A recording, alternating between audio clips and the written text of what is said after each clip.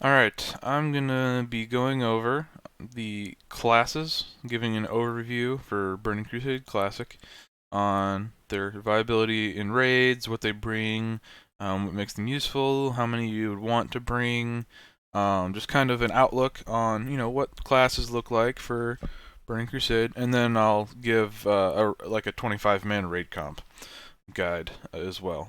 This is going to be coming from the mindset of a try-hard standpoint and setting. It's like going with the meta, trying to absolutely min-max. People doing this group are going to be dedicated to being the best that they can be.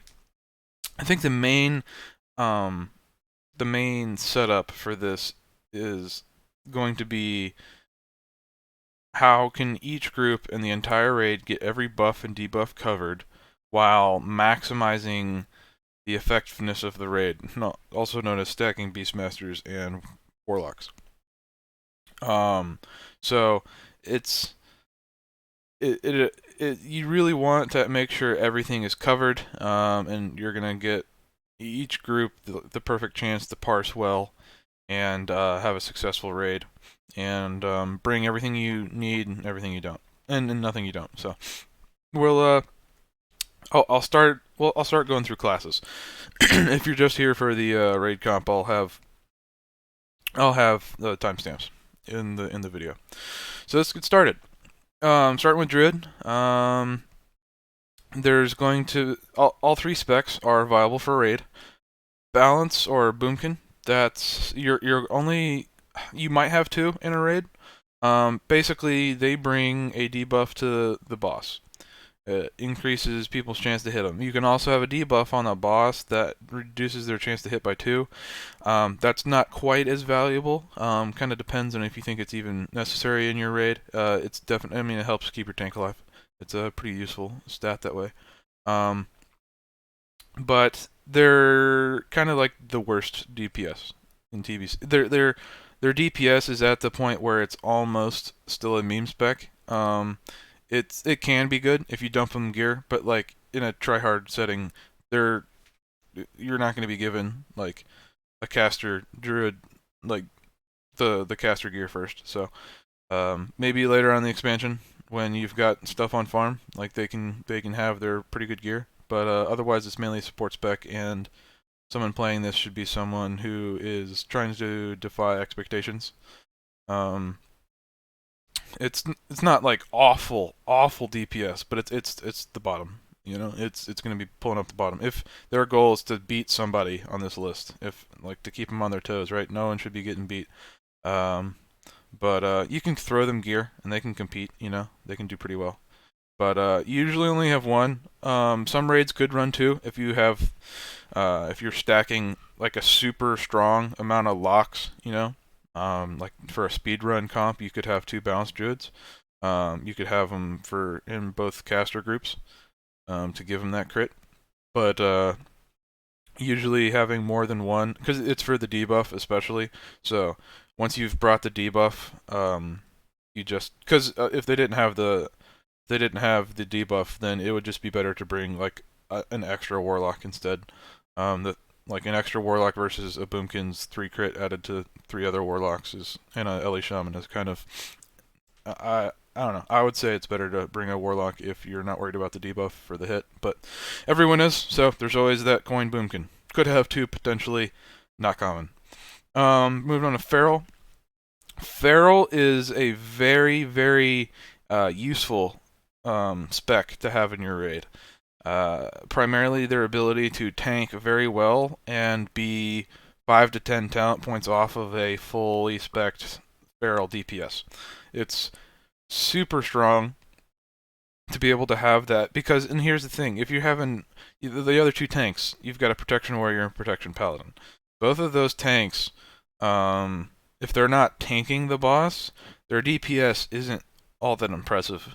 But say you've got say your Prot Warrior or Prot Paladin's tanking, the Feral Druid can easily just go DPS mode on that boss and actually do respectable damage, like decent damage. If you have the gear for it, granted, they'll probably be unless it's on farm content, your Feral Druid will probably be spec'd as a tank first and foremost, because your raid suffers less. When you're not spec for DPS, oh no, your DPS is a little bit lower. Oh well, people will pick up the slack. But when a third of your tank, like one out of your three tanks of the raid is isn't spec properly to tank, that's gonna hurt the raid a lot more. So it's fair. They got to be in the mindset of tank first, and then DPS second. Unless you have like two feral druids, then you can go one and the other. But still, that's what really makes them huge. Super useful for raids.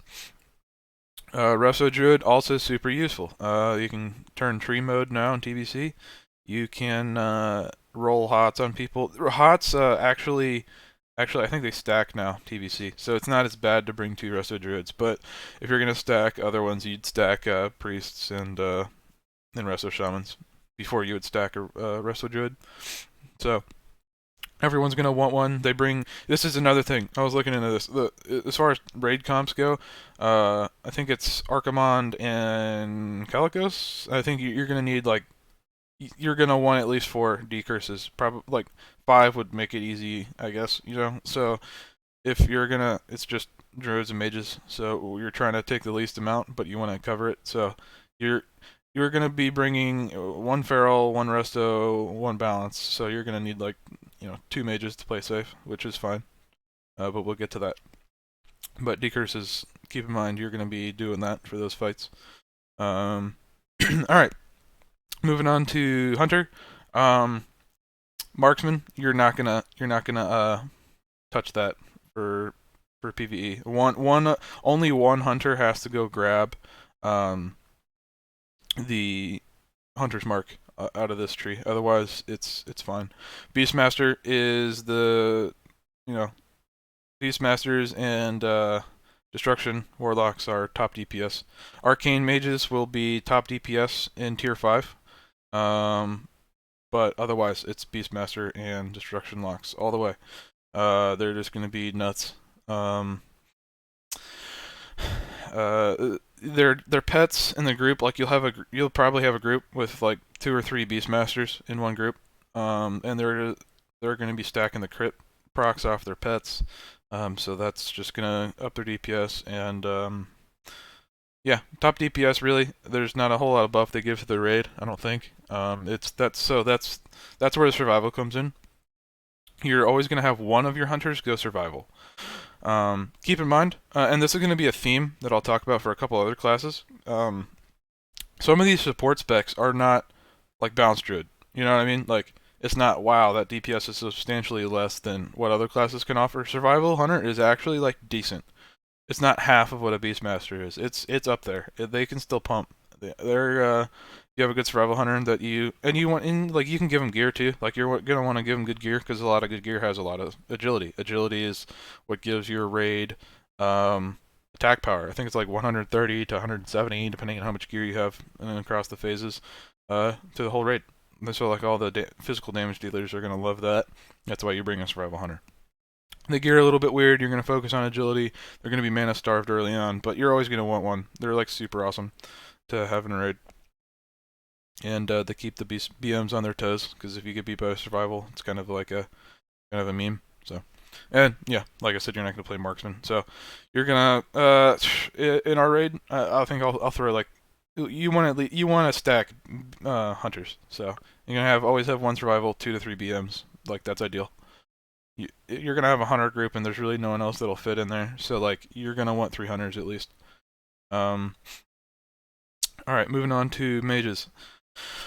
Frost is a PvP spec. From what I've heard, is technically in like early tier 4 Karazhan and stuff. You can go Frost because mages struggle with mana a lot in this expansion. So Frost mages are less mana hungry. And they need a little bit less gear than the other 2 specs. So you can start off as Frost, but I think you're probably going to go Fire pretty quick. Fire is the generic raid spec for Mage. You can't really go wrong. Still a little bit mana hungry, but not bad. And then And then Arcane, I think, was it the tier 5 gear, like 2 or 4 piece. Mages should get prio on that. Mages are insane. Like your Arcane mage, if you can give them gear quickly, they will like definitely be top DPS in tier 5 with that gear. It's kind of ridiculous how big of a jump up it is for mages.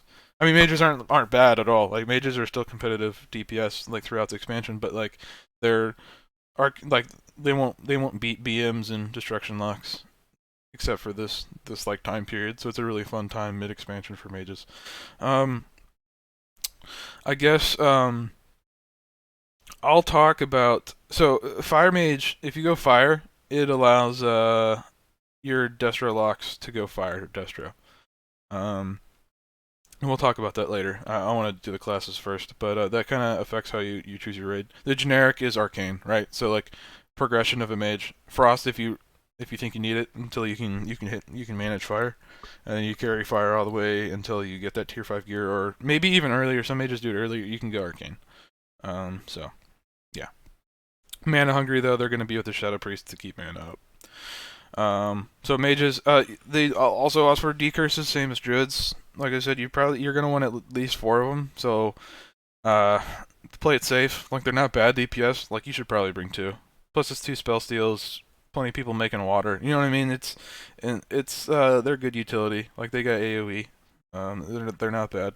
You'd trade out a mage for a lock if you did, so it's not the end of the world. But those 2 fights, you're gonna really regret having only 4 decurses, especially if like one of them dies. So it's kind of weird building a team comp for like 2 fights, but like you want to be prepared for all situations, and it's not like trading in 1 destro lock for 1 arcane mage is going to ruin your raid.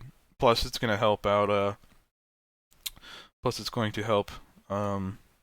Spread the gear out just a tad. You know, they're both casters, so it's not a huge difference, but it's a little difference. So, but yeah, usually like 2 mages is good. 2 mages is good, just for the decurses and the utility. So paladins, holy paladin, your tank healer. That's what they're made for. That's what they're gonna be doing. Yeah, they're great at it.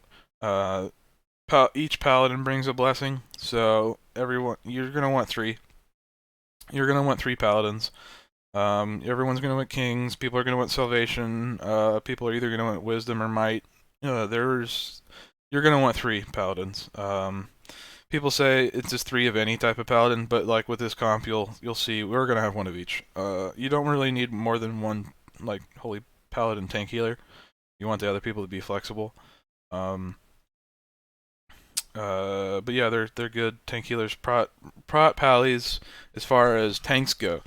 They start out a little bit slow because it's kind of rough in Prebis to hit the defensive cap, and also like hitting the defensive cap really hurts their threat. So it's kind of a struggle for them as far as boss tanking goes. I mean, Karazhan, you'll have. I mean, once you throw gear to everyone, you'll be fine. Then they can start splitting off and like leading their own Karazhan stuff. But like to start, you'll probably have a Prot Warrior just for progression on Karazhan and type of stuff. But once Prot Warrior starts getting some like tier gear and whatnot, like they'll be fine. It's just off the start, it's a little slow. But that's why you have a team. It's not about just one person. So not that they can't do it, It's just that like others, like a Prot Warrior is stronger right off the start.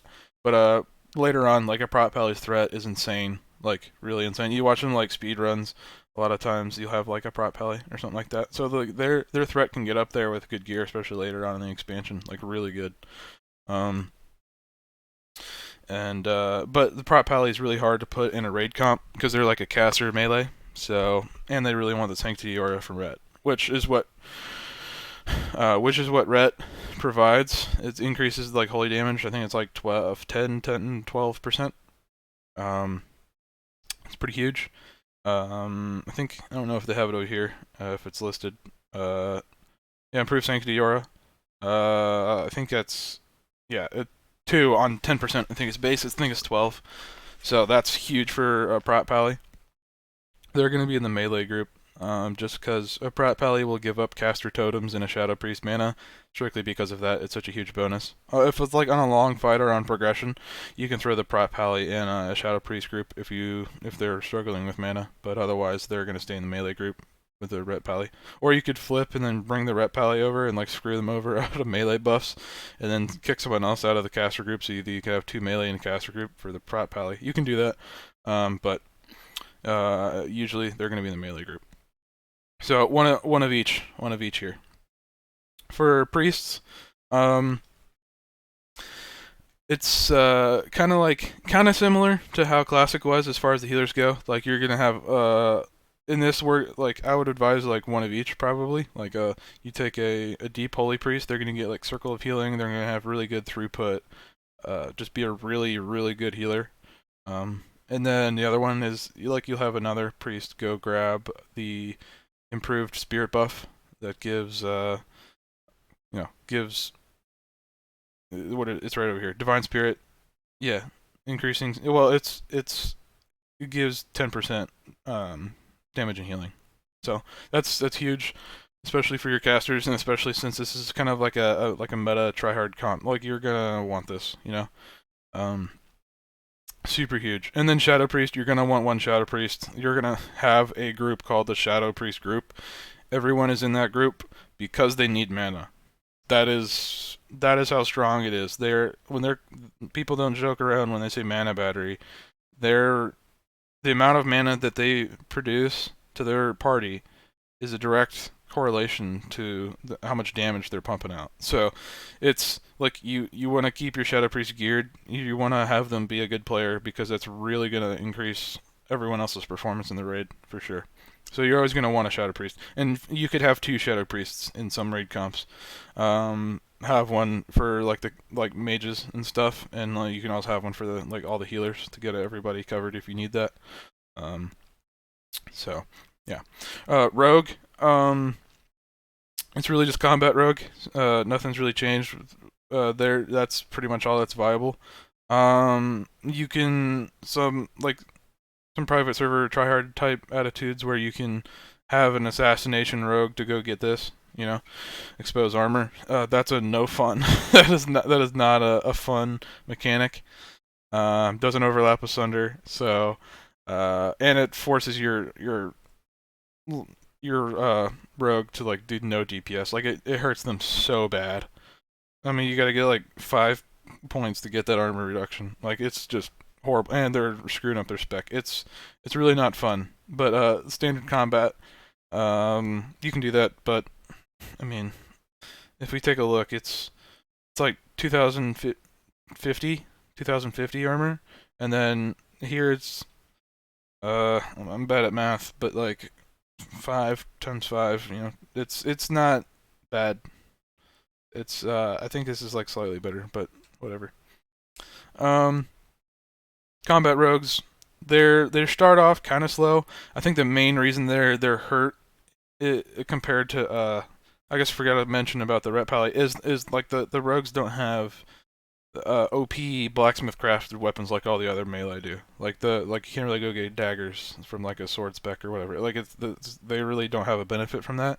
Ret Pallies and Arms Warrior, they can get the Lionheart sword. Your enhancement shamans get the blacksmith maces. I think it is maces or axes. The maces are really good. Even a Fury Warrior, I think you could get crafted. Although right off the start, I think Fury Warrior would probably be a DPS increase just to grab Lionheart right off the start. Who knows? But it's yeah, those blacksmith weapons are no joke. They're pretty powerful. So the fact that Rogue doesn't get that right off the start actually kind of puts them down quite a bit. And then their lack of they'll pick up with tier 4 gear, but they really don't start to do all that great until tier 5. Tier 5 they actually pick up really fast. Same with Fury Warriors, they're kind of hand in hand most of the time. But tier 5 they pick up and on, and especially if once you start tier 6, if you give them glaives, they're gonna be top DPS in Sunwell if you give them all the gear they need. But they are a quote unquote selfish DPS, where they just don't bring a debuff to the raid, unless it's an assassination setup where you're having them get that armor debuff. So, and then subtlety, it's just like, yeah, it's the way they spec for PvE is combat, and then you might dip into assassination for that buff. So, um, so shamans, this is, I mean, you're gonna want like 5 shamans, right? One for each group. Totems are just super powerful. Lust, just everyone gets all the buffs they want, and it makes groups make a lot of sense. You know, it makes it pretty easy where you put them. Elemental shaman are, unlike classic, are actually pretty good. They scale well. Much better on mana. Still mana hungry. Still, I mean, their rotation is based on how much mana and how long the fight's can be. Still, so you gotta keep that in mind. But they're actually really strong. You know, I wouldn't say they're ever top DPS, but they can still pump and still be worthwhile, even though they're a support class. So yeah, you usually have like two of these probably. You're probably gonna have 2 caster groups in a tryhard group. The only time you would only have 1 elemental shaman is if you're stacking 3 resto shamans, right?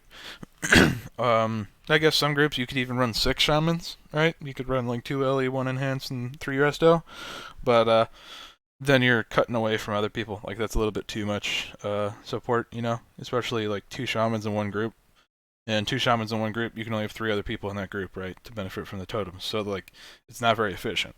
You'd be better off shuffling the groups around. And then if you have like 2 resto shamans in a healer group, come on, like, you know what I mean? It's not a huge benefit there. So 5 shamans makes sense. Less hurts, more doesn't make sense. So 5 every raid.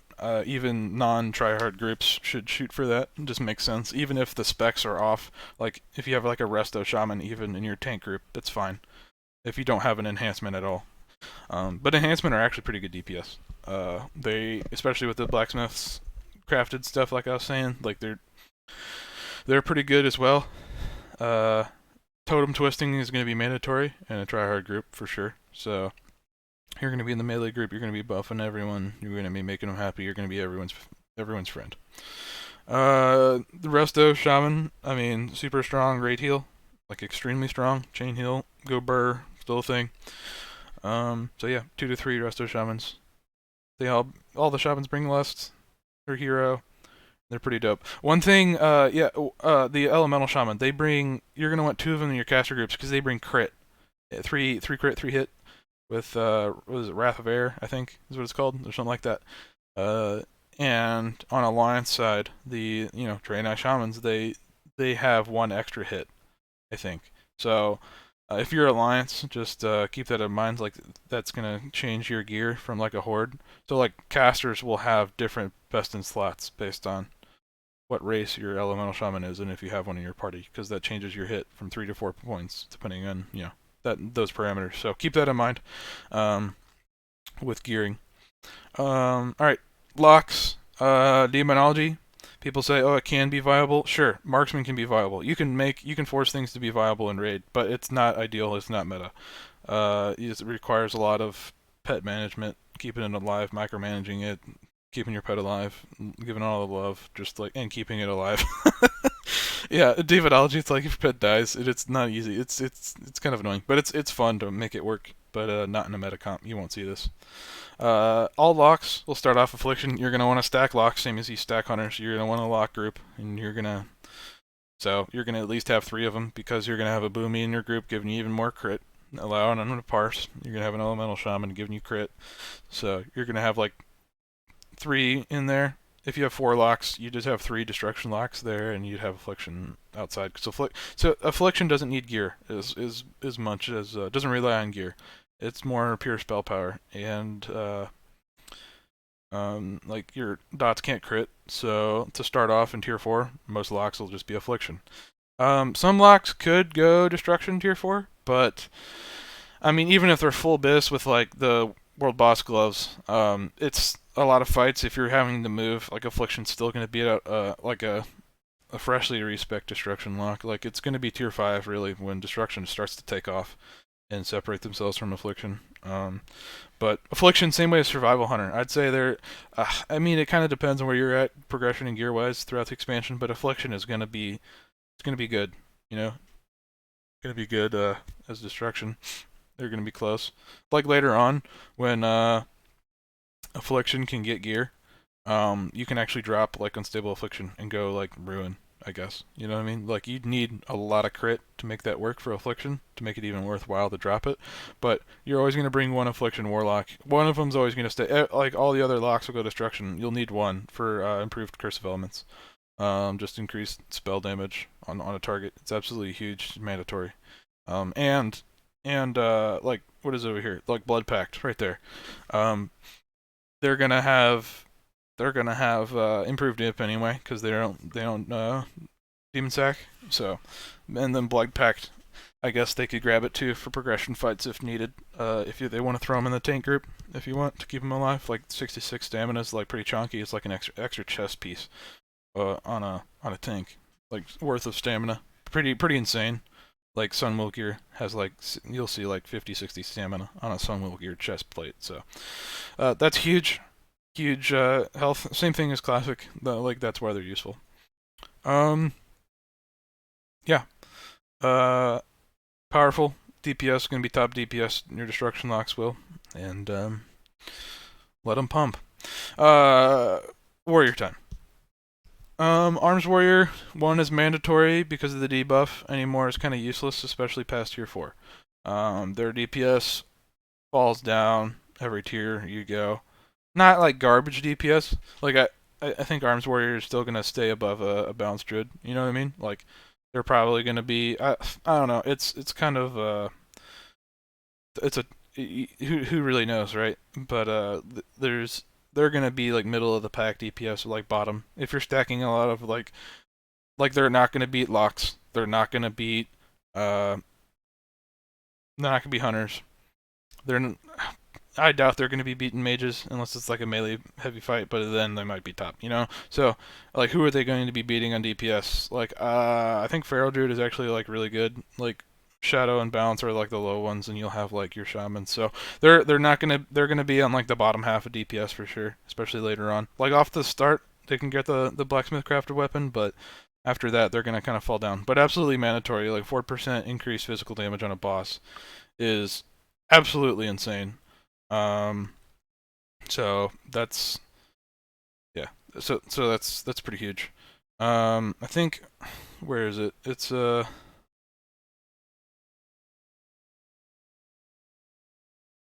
it is. Physical damage taken. This is what they give. It's increased all physical damage caused to that target by 4%. So that's your hunters, that's your Ret Pally, that's your warriors, rogues, feral druid, all your physical and your tanks, you know what I mean? Well, maybe not prop pally, but like that's absolutely a huge bonus, absolutely huge. So always one arms warrior mandatory. Fury is kind of in the same boat as combat. It's one of those selfish DPSs with no like buff they can offer. Well, so you're gonna have like one prot warrior, at least one arms warrior. So you're gonna have two of them, but having a third just makes keeping up Demo, Shout, and Thunderclap even easier for warriors. So that's one thing that they can bring. And like shouts, you know, you're gonna be like rotating warriors through to give your hunters shouts and whatnot, and whoever else needs it. But yeah, Fury Warrior, sorry. You're good DPS. You're same as Rogue, right? So like tier 5 comes, like Fury Warrior is actually like really good DPS, really good. Same as Rogue, but I mean, it's even though they're really good, they're not going to beat a lock or so they're not going to beat a lock or hunter in tier 5, and mages are top DPS tier 5 or something like that. Like it depends on where your gear's at. It depends on the player, right? You have a lackluster one of those guys and an awesome Fury Warrior, but usually they're not going to beat your like 8 your 8 caster range DPS. So and then tier 6, when they get glaives like them and rogues, they can actually compete for the top spot, but they're not going to like beat the destruction locks and Beastmaster hunters. You know, they're not gonna like take a step up. It's not like S tier versus A tier. Like they're all gonna be like S tier. You know what I mean? Like, or all gonna be A tier. There's not a huge separation.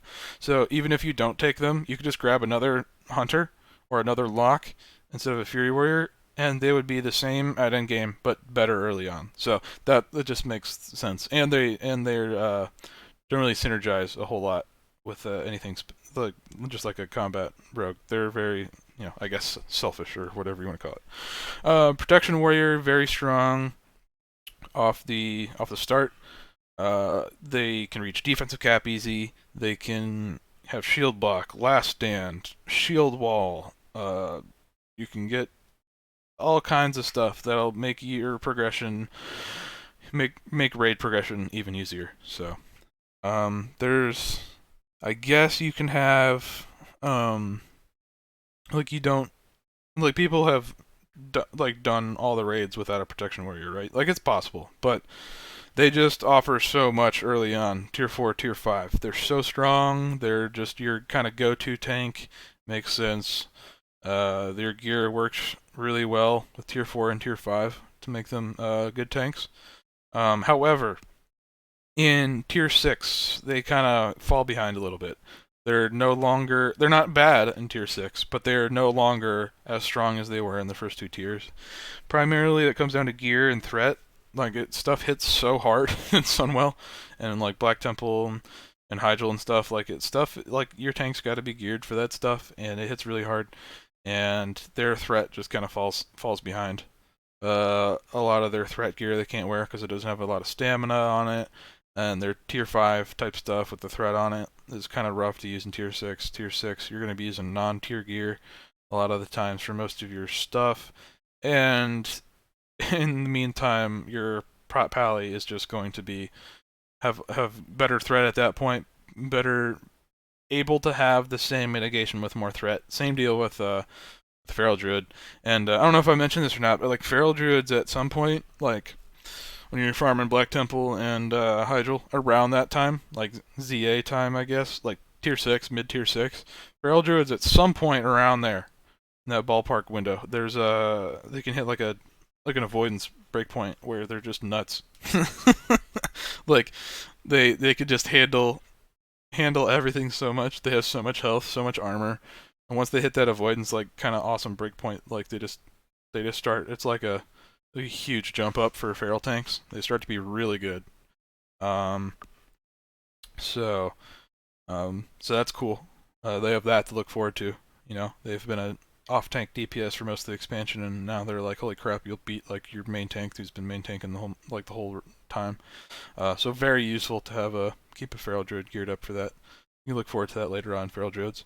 But yeah, throughout the three tanks, like Prot Warrior is the trash tank, but it's pretty beneficial to have one of each. They're just really good. So Prot Warrior, you're not going to be Fury Prot, sorry. It's a thing of the past. Alright, so that's all the classes. Kind of went over them. There is kind of, I don't know, there's a little bit of flexibility, right? Like, these raids are figured out. Nothing is not known, really. It's all min-maxed, it's all figured out. There's guides for everything, and people have proved that you can do it.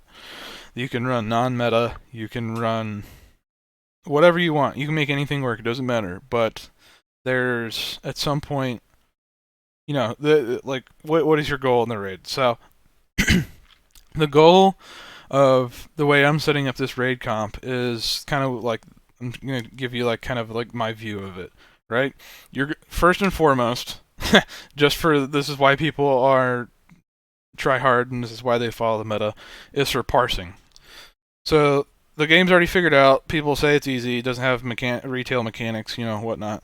And Blizzard's talking about like not nerfing bosses and all that to make it harder. Like taking away drums. So like who knows? Who knows how difficult it's gonna be? But at the end of the day, people are gonna get it done. It's no big deal. People do it even harder on private servers, so it can be done. And if you're in a try-hard group who's trying to build a meta comp like this, they're not gonna make compromises. They're not gonna stack Fury Warriors and Combat Rogues. They're gonna stack other stuff that is more viable. Then they're going to be, it's easier to be successful. You're going to have faster boss kill times, and that's going to increase your parse. So I'd say number one priority here is making sure everyone in the raid is able to parse properly. They have all the buffs and debuffs they need. They're in the right party. group setup, prioritizing all that, and then the immediate next requirement is stacking as much as what is good and like not stacking what's not good. So that's just to increase skill times, right? So you're going to be stacking BMs and destruction locks here. So and you're really not going to be stacking anything else you don't need.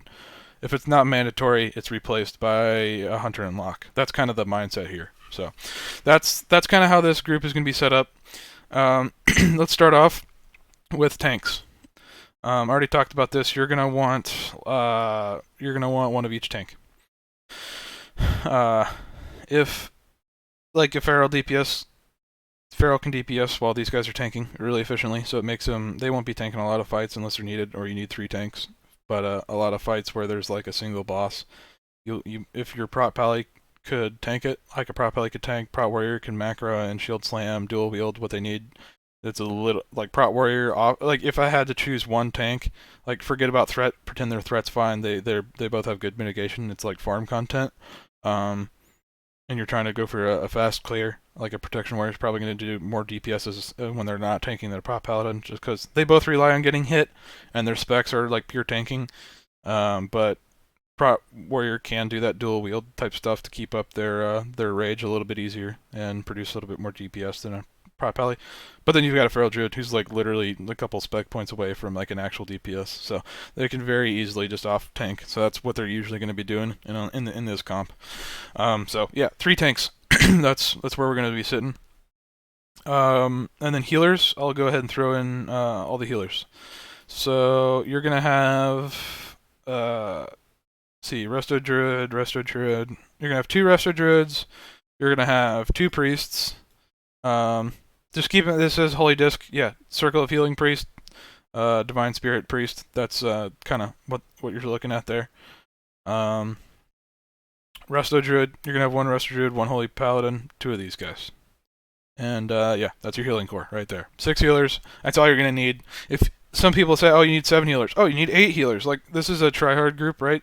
Are you really going to need 3 Resto Shamans to keep your raid up because there's so much raid damage going on because people are standing and stuff? Like, no. That's not going to be the way this goes. And if you need 7 healers for any reason, like, if a prot pally is not tanking, they're not doing great DPS, they could throw heals. You could have your boomkin throw heals, right? That's totally doable. You can have your elemental shaman throw heals, you know? You're not going to need 7 healers throughout the entire expansion. Once stuff is on farm, you could honestly 5 heal. If you're like, say you're Black Temple Hydral era, you could easily 5 heal, like tier 4 content easily, and even like Tempest Keep, you know, Serpent Shrine Cavern stuff like that. You could 5 heal some of those fights if you have the gear for it and it's a good raid and you're like speed clearing. So 6 healers is a good point. You can drop them if you want. You can have other people heal if you want. It's a good number. So you're not stacking Resto and Holy. You're gonna have 1 of each pally, and then since you only need here, I'll finish off the shamans real quick because that's kind of like once you put 1 up, the rest kind of fill in each other. This right here works out really well. So the reason you stack up on, so you're gonna want 1 enhancement shaman for your melee group. It's just gonna be huge. And then elemental shamans for just your caster group and hit group.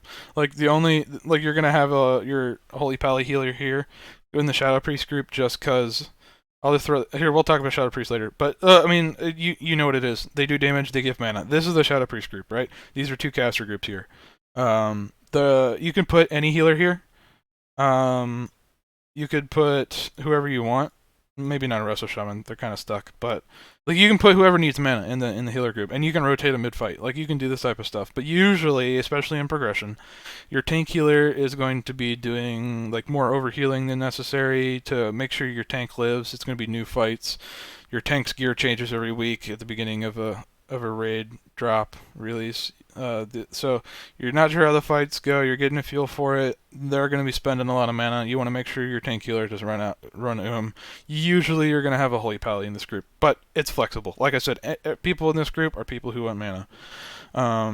So you're going to have 2 elemental shamans. This is like your lock group here. But there's like the enhancement shaman will buff the melee party. So right, that's 3 shamans. two resto shamans. It wouldn't really make sense to have like an elemental shaman over here in the hunter group, or a resto, like resto druids with the other healers. So it works out really well, right? 6 healers, you got two priests that you need, and then one of everything else, two resto shamans to fill it in with 6 healers. Works out perfect.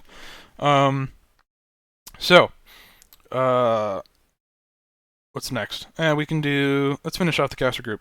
Well, actually, no. Let's do that later. Let's do melee.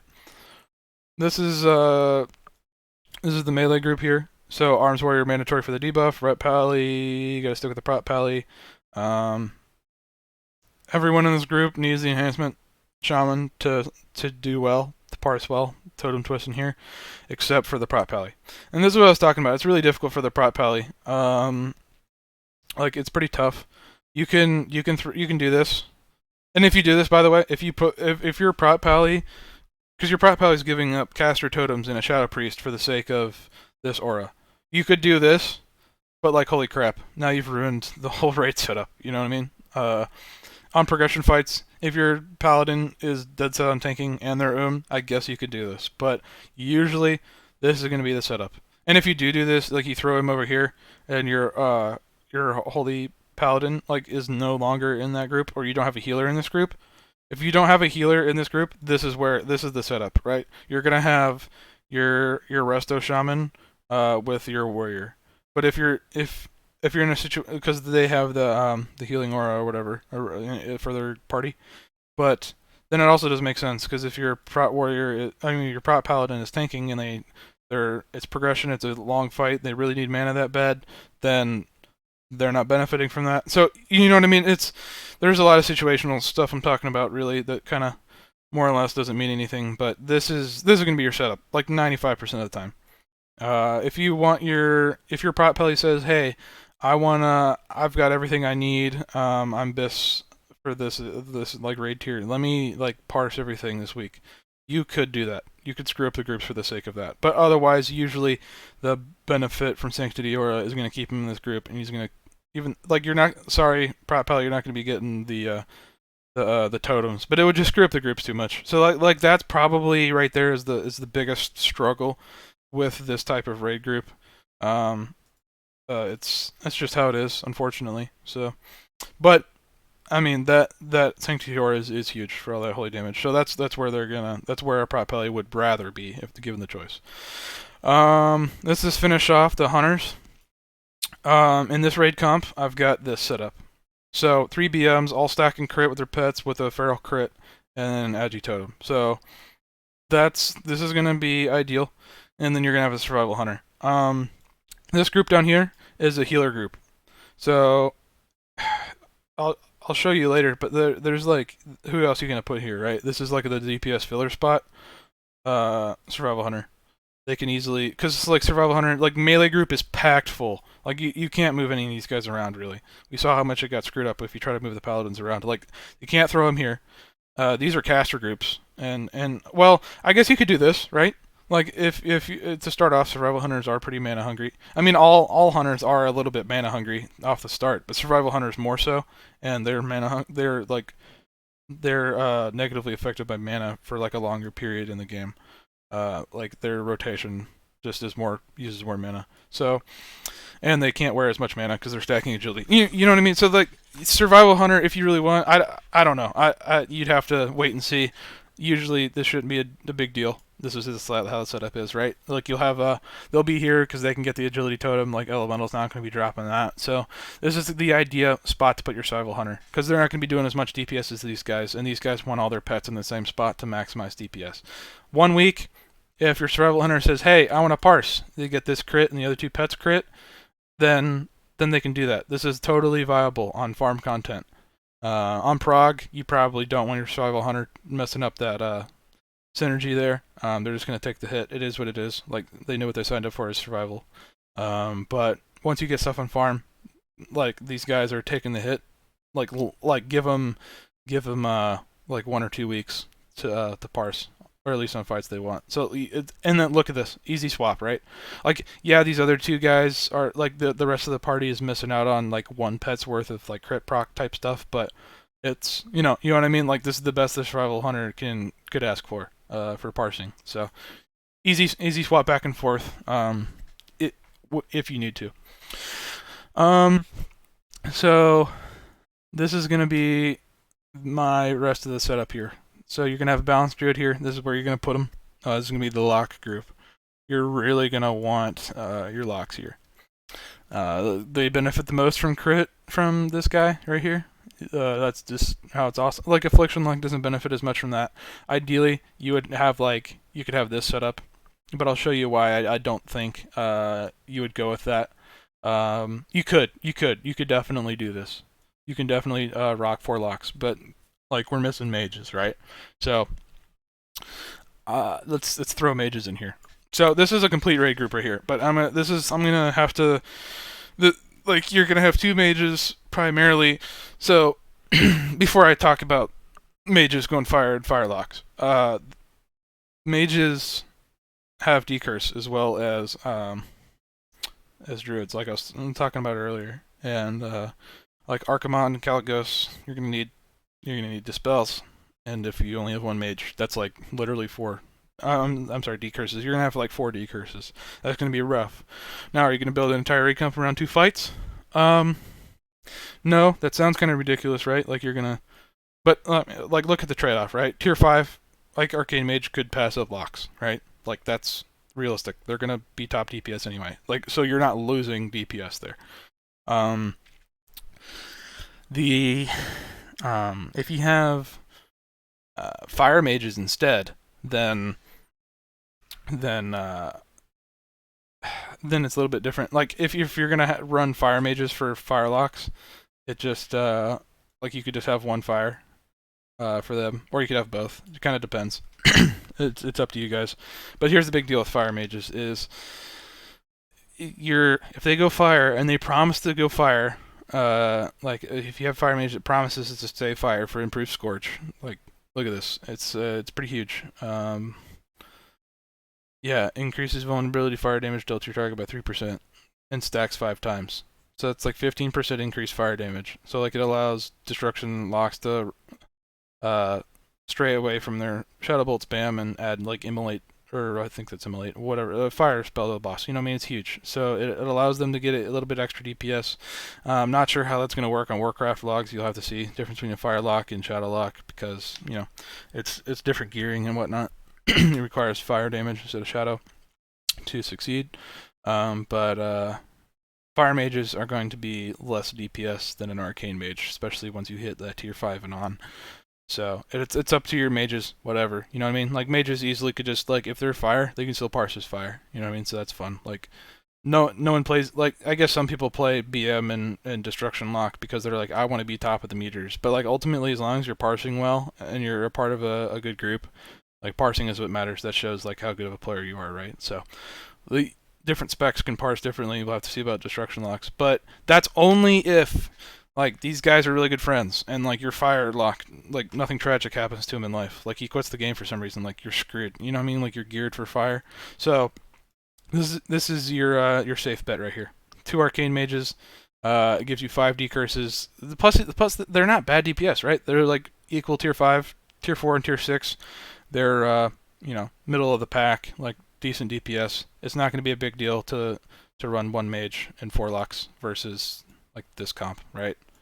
So I think this right here is pretty much the most balanced group that you can get for meta. Look at all these things covered. Let's take a look.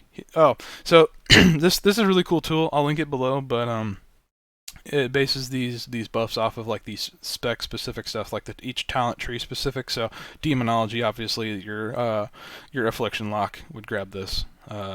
Marksmanship. This is like the only thing you're not going to get. Like you're not going to have a marksman hunter like go down the tree and grab True Shot Aura. It's just not a thing. It's their party members. You know what I mean? They're all already optimized. So not going to happen there. Everything else is covered. Hunter's Mark actually, Marksman is like right there in the tree. So only one of these 4 hunters can grab it. You can force your survival support character to take that if they're willing to, or like one of the Beastmasters can take improved Hunter's Mark. So fire damage taken up to if you have a fire mage or not. A frost mage, I guess like if like early Karazhan, I guess. If you think Frost is going to be more beneficial, you could. And then like Rogue, if you have a Rogue in there with a no fun spec, whatever, you'll have those. Everything else is covered. So yeah, that's a raid comp, and I guess one thing I'd like to talk about, which is pretty obvious, is the lack of melee. Right, you have 3 melee DPS. Like arms, ret, and enhancement, and this is a tank or like a DPS. So you have like four melee, right? This guy's half and half, or worth 2, I guess. Whatever. You're not having very many melee. Another huge question is like who you give Glaives to, right? So I just want to take this. I want to take a moment to just kind of explain something. Like people say, oh, like melee suck. They're not meta. Like no one's gonna want them. It depends on what your raid's mindset is, right, and what their goals are. Like the goal of this raid right here is to have everyone parse in 99s, like just have an awesome progression, lacking nothing, perfect raid comp, everyone's happy. Maybe not like speed clear. Like if you want to go speed clear, you'd probably get rid of some of this stuff, right? You probably wouldn't have 6 heals on a speed clear. You'd probably have different tank setup. You'd probably have more locks. Especially in fights that don't require decursing, you'd probably just not have a mage. Like you'd probably have 1 mage. You know what I mean? You'd probably have 4 locks. There's ways to change this, for speed clear. So it's up to like you can change this. This isn't like the most boss damage you can crank out, but it's up there, right? It's really good. It's really good boss damage, overall raid damage. Maybe not the best, but this is supporting everything. This is the most meta you can get that makes sense without kind of being ridiculous, right? I'd say this is like a 95th percentile. Like people here are going to get like 99. You can get a 99. Pretty much anybody in this group can get a 99 parse. If you went like 100 parse level 1, you'd have to do the stuff like the ret pally going into like a healer, like a caster group, screwing up like the rest of the raid, right? Or if you want to lock, like, the more destruction locks you have, the more Shadow Bolt vulnerability uptime you have, or whatever that deal is. Like, I think, like, four destruction locks is good, and 5 you start hitting diminishing returns, and once you hit 6, it's kind of, like, useless. So, like, if you really want to parse well as a destruction lock, you'd probably bring 5 of them, So it's, you can get crazy with it, but, like, as far as a raid group, if everything's fair, you can hit 99s here, maybe not 100 best in the world. It's not that crazy. So this is still fairly reasonable. Like, even if you're not a tryhard group, you can still run this comp, and it would help you progress, right? If everyone's willing to play these classes. Like, you have to be that good. This is just an ideal comp. But you can play with whoever you want. Combat Warrior? Or Combat Fury? Like, you can play with them. Yeah, it's fine. You can make it work. You can make anything work. This stuff isn't, like, impossible. You know what I mean? Like, the only reason we have so many hunters and locks is because of the amount of damage they do. You can get rid of them. You can bring whoever you want. It doesn't matter. You could have, like, 2 full melee groups. You could still clear content. You can clear content without a protection warrior. It can be done. And if that's your group's goal, they say, hey, we want to do stuff off meta. We want to be impressive. We want to be like those people who brought 40 shamans to Molten Core and cleared it. You know what I mean? You can do all that stuff, but that's not the goal of this raid. I don't want to put this out here and say everyone has to do this. If you don't, you're just hurting yourself. Like, this is pretty meta, pretty try hard, pretty sweaty, but you don't have to do this, right? Another thing is, who are you going to give Glaives to? I guess I'll take a second for this. People are like, oh, well, if you don't bring rogues, then warriors are going to get Glaives. Well, yeah, we don't even have a Fury warrior in this group. So, like, what are these guys that are going to be getting Glaives, right? Arms warrior, on fights where you're moving, it's useful to execute. But in execute phase, if you've got 2 really good one-handers, which, spoiler alert, who are you going to give the one-handers to, right? Your tanks, like, probably likes weird weapons. Your prot warrior just needs 1, right? Enhancement, I guess, wants some one-handers, but, like, it's going to be, like, no one is taking the one-handers from arms. They can get really nice execute phase weapons. If they have both Glaives for execute phase, even as arms warrior, it's going to be great. What really, I mean, it's if you had a Fury Warrior, Glaives are still, I think, best in slot. It's not because of the weapons itself. It's because of the the set bonus is what really makes it really strong. Same thing for the set bonus. Just work. The weapons work better for rogues. That's why they probably pass up Fury and Sunwell. But anyway, you could technically have a Prot Warrior with main hand Glaive. I don't think I'd. If I had it, it's like a 2.8 speed or something. It's pretty slow for a tank warrior.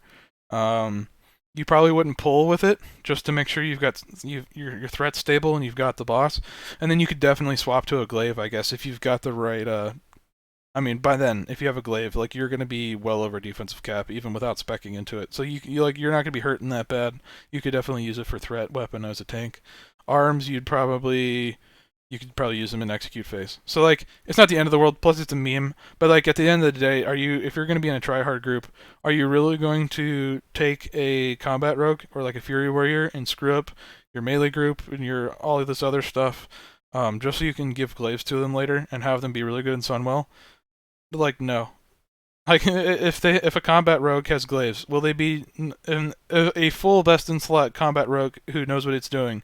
Is going to be top 3, if not top number 1 DPS in your raid. But guess what? All these BM hunters and destruction locks are going to be right there anyway. Like it's not going to be like they'll barely beat them, right? It's not like it's worthwhile because it's so much better. No, and plus these guys can do that amount of damage percentage wise the entire expansion. So that's why it's set up like this. So it's glaives are a DPS weapon. I guess technically, whatever. Maybe like threat on Prot Warrior. That's not what you view them as. It's a DPS weapon. A DPS weapon that allows people to be viable and good. It's not a Thunder Fury where it is mandatory for your raid to have threat and damage reduction and stuff. So it's not a big deal. It's just funny that this raid will have warriors with glaives who don't really use them. So, but anyway, yeah, I just wanted to say those things about glaives and the meta comp and whatnot because I just didn't want to give off the wrong impression. So this group is for people who are like, hey, I want the most. Even if you're not gonna have everyone in your party parsing, like at least you have the debuffs covered so that people who do want to can. You know, this is the most optimal group that makes sense. It's got pretty much all your bases covered. Brings as much as what you want. Brings the minimum of what you don't. And this is the best way to set it up. So, all right. Well, thanks for watching. I've rambled on enough, close to an hour. So, thanks for watching. If you got any questions, just feel free to hit me up. And yeah, excited for TBC Classic, same as you guys. Take care.